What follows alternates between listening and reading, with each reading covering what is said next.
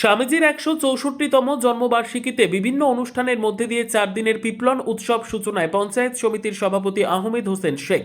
মন্তেশ্বর ব্লকের পিপলন অঞ্চলে পিপলন রামকৃষ্ণ সংঘ পাঠাগারের উদ্যোগে স্বামী বিবেকানন্দের প্রতিকৃতিতে মাল্যদান প্রদীপ জ্বালিয়ে স্বামীজির স্মৃতিচারণের মাধ্যমে স্বামীজির জন্মদিন পালন করে পিপলন উৎসব শুভ সূচনা হয়।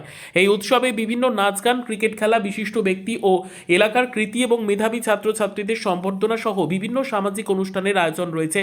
এই উৎসবে আজ এই উৎসব উপলক্ষে স্বামীজির জন্মবার্ষিকী পালন ও এলাকার ছাত্রছাত্রীদের বসে অঙ্কন প্রতিযোগিতা, এলাকার 15 জন কৃতি মাধ্যমিক উচ্চ মাধ্যমিকে উত্তীর্ণ মেধা ছাত্রছাত্রীদের সম্বর্ধনা সহ উৎসব প্রাঙ্গণে স্বেচ্ছায় রক্তদান শিবিরে মহিলা সহ 50 মানুষজন রক্তদান করেন। উৎসব উপলক্ষে স্বামীজির জন্মবার্ষিকী পালন অনুষ্ঠান আয়োজন করা হয় এই উৎসবের উদ্যোক্তাদের পক্ষ থেকে।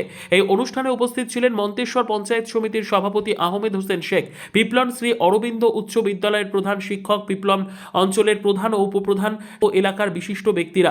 উদ্যোক্তাদের পক্ষে দেবব্রত দত্ত জানান, সম্প্রীতির বার্তা বহনের মাধ্যমে এই উৎসব উপলক্ষে সামাজিক উন্নয়নের আয়োজন আছে বলে জানান তিনি।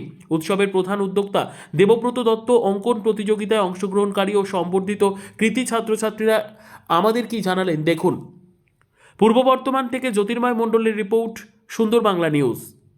কোথায় কি অনুষ্ঠান হচ্ছে? আজকে পিপলন রামকৃষ্ণ সংঘ পাঠাগারে স্বামী বিবেকানন্দের জন্মদিবস উপলক্ষে পিপলন উৎসব 2026 পালন হচ্ছে।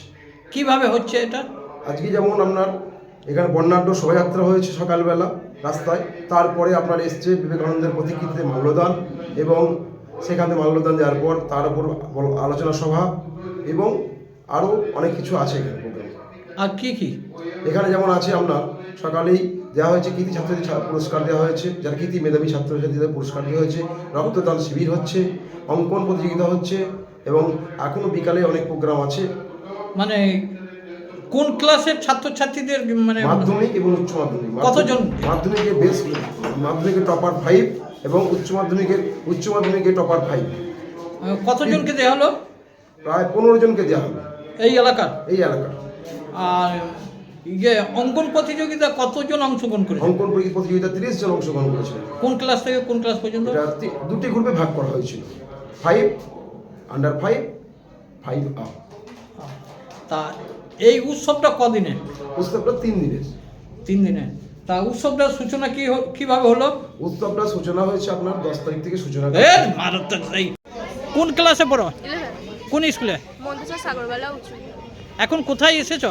এখন পিপলন রামকৃষ্ণ সংঘেতে এসেছি, পুরস্কৃত করা হচ্ছে আমাদেরকে কি কারণে? মাধ্যমিকের রেজাল্টের জন্য। তুমি মাধ্যমিকে কত পেয়েছিলে? 542 পেয়েছি। 500 পেয়ে। তা কৃতি ছাত্রছাত্রীদের পুরস্কৃত? হ্যাঁ, হ্যাঁ। তুমি পুরস্কৃত হলে? হ্যাঁ। কিরম লাগছে? ভালো লাগছে।